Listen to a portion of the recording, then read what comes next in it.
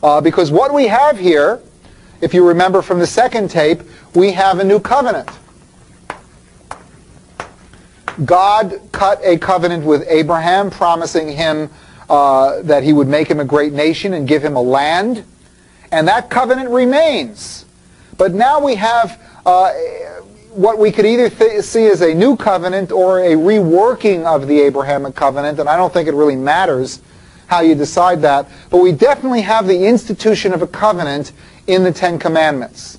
And in fact, we have many ancient Near Eastern covenants that have been dug up on clay tablets, and they follow roughly the same form that the Ten Commandments do.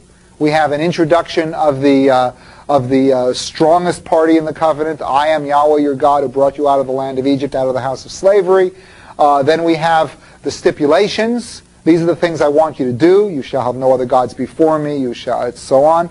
And then we have some of the promises that come with it, and then some of the consequences if you break it. We'll call it the blessings and the cursing. So we have a similar form here. So starting with Exodus chapter 20 and going through most of the rest of the Torah, that is Exodus 20 through Leviticus and Numbers and Deuteronomy, we have a laying out of the legal obligations that the Israelites must follow if they are to keep the covenant with Yahweh. In this case, it's stated slightly differently. The promise is, and we'll be going over specific texts where this takes place in class and maybe a little bit on the net, but the promise is, the why is, this is Yahweh, what Yahweh promises to do is he will be their God. I suspect we've talked about this in class already, although not chronologically where I am right now, but in the ancient literature of Israel is not strictly monotheistic. That the Israelite conception during these early periods, going well into the production of the Old Testament, was that there were many gods.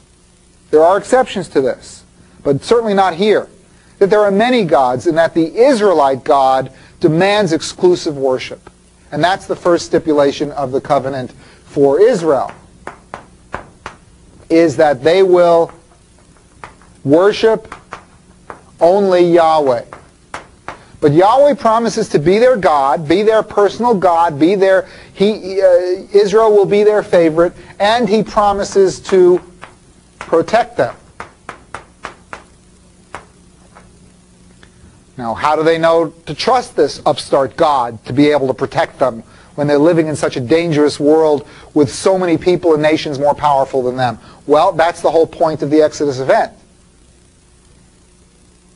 The nation of Egypt at that time was in fact the most powerful nation. It was the only superpower.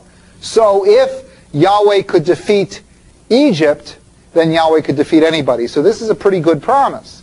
So Yahweh promises to be their God and to protect them against their enemies, and they promise to worship only Yahweh and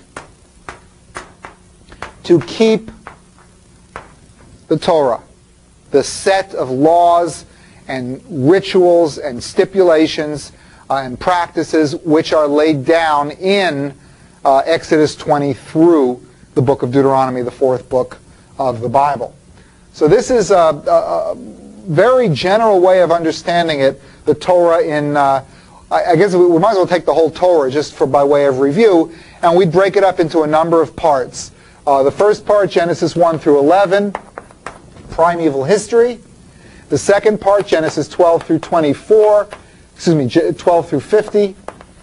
The primal, the ancestral narrative. So this is primal history. And this is ancestral narrative.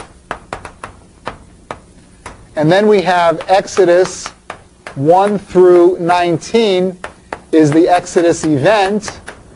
And finally, and I'm doing a huge category here, then we would have Exodus 20 through the book of Deuteronomy. That's 3.5 books, which would have the giving of the law, the legal requirements that have been laid upon the nation of Israel if they want Yahweh to be their God. And that's a very broad overview. Let me break down the book of Exodus in a little bit more detail, particularly the Exodus event, because I'm going to want you to know in broad general outlines what happens in the first part of Genesis, the first part of Exodus.